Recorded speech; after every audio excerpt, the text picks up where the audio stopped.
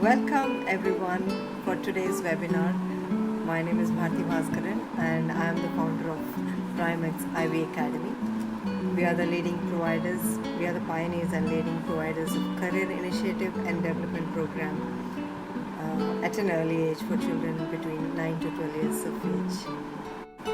I call myself as child life architect. I design child's blueprint in collaboration with parents to create a beautiful life forward for your children. I expect parents to support and create a conducive environment for your child to blossom to his or her highest potential. Just a little webhouse rules before we get started. If you have any questions, please you can type them into the comment box and we will look at them at the end of the session. We'll definitely have a question and answer session at the end of this webinar. All of you are here because of the choice that you made today.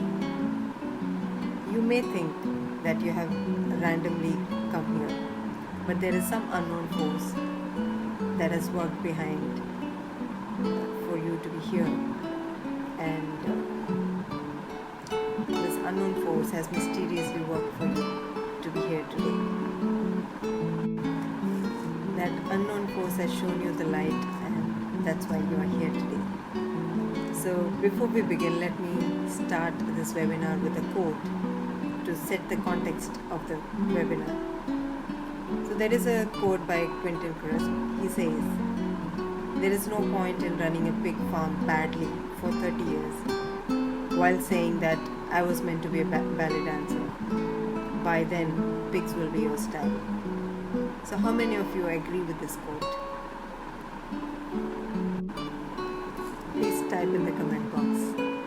So how many of you are going through that you said, you think like you could have been something else, but you're doing something else? And another quote, my favorite quote is, Mark Twain says, "The two important days in your life are the day you were born and the day you know why you were born."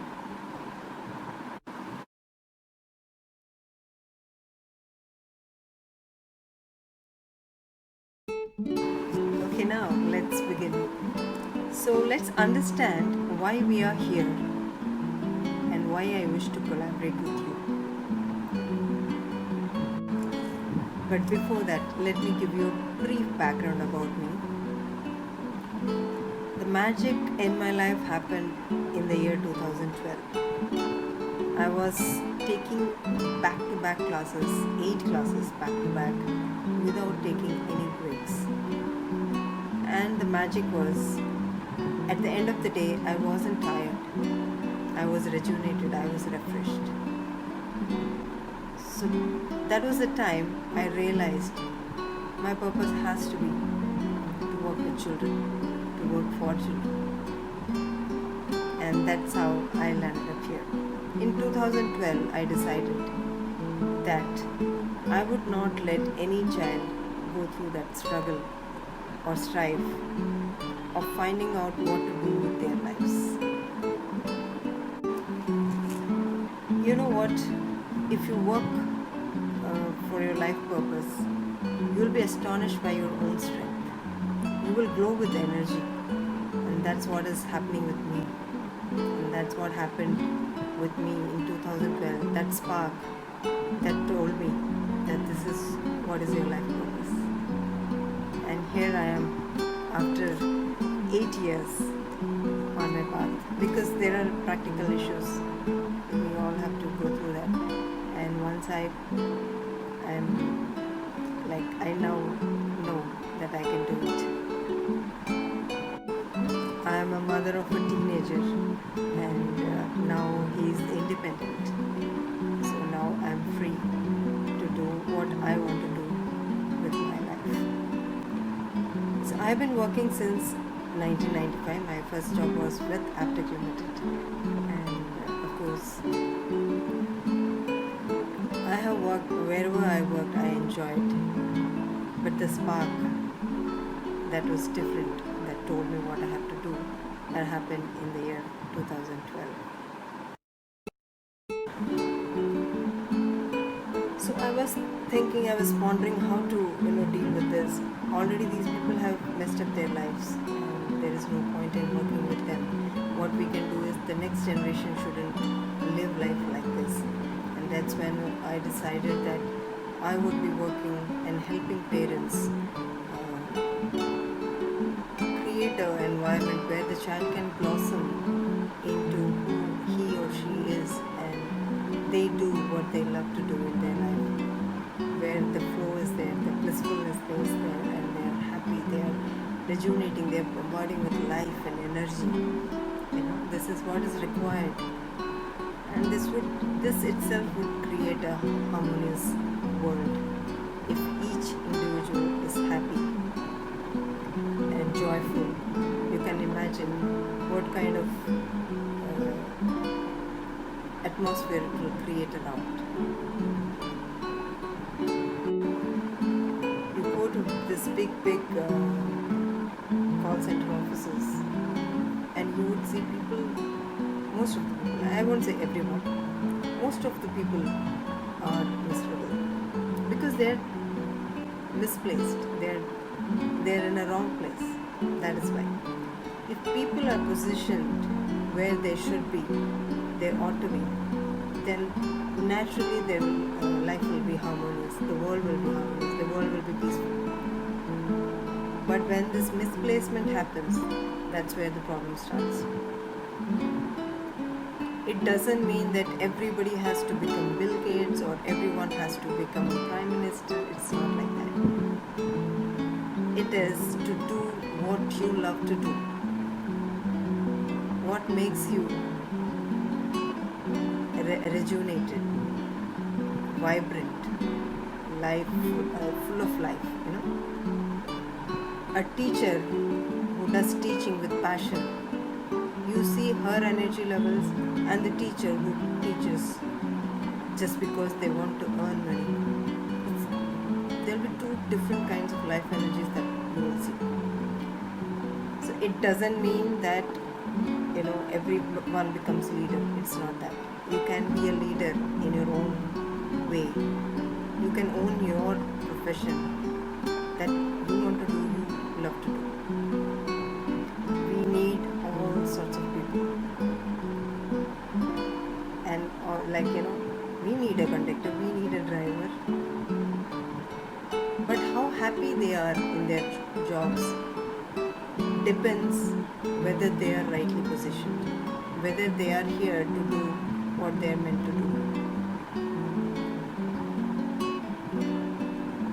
So why A.R. Rahman is not a cricketer? Because he is meant to be a musician. It's just for an example I'm giving. A teacher, if the teacher becomes a bank employee, imagine what would happen. She would be miserable. She would not want to go to the job. She would drag herself to go to the job. So here when we mean a career path, it means it should be in alignment with your life purpose. So we will look into what is life purpose later. So this is my brief background. Let's continue with the webinar. It's great speaking with all of you here today. Before we begin, I would like to ask a few questions. So you can type in your answers in the comment box. So are you happy with your current job? Or are you happy with your current profession? Are you doing what you want to do? Please leave your answers in the comment box and we will move forward. I am saving all your answers to discuss at the end of the webinar. Right now, I just want to know and assess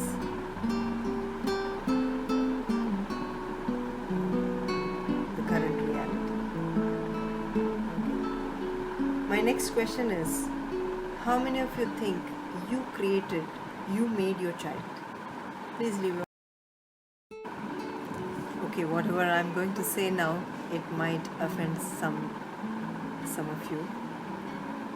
You are not the creator of your child. They just happen through you. So if your bulb is on, please type in the comment box, bulb on. Why I say so is science can tell you that you have given your genes, chromosomes, whatever.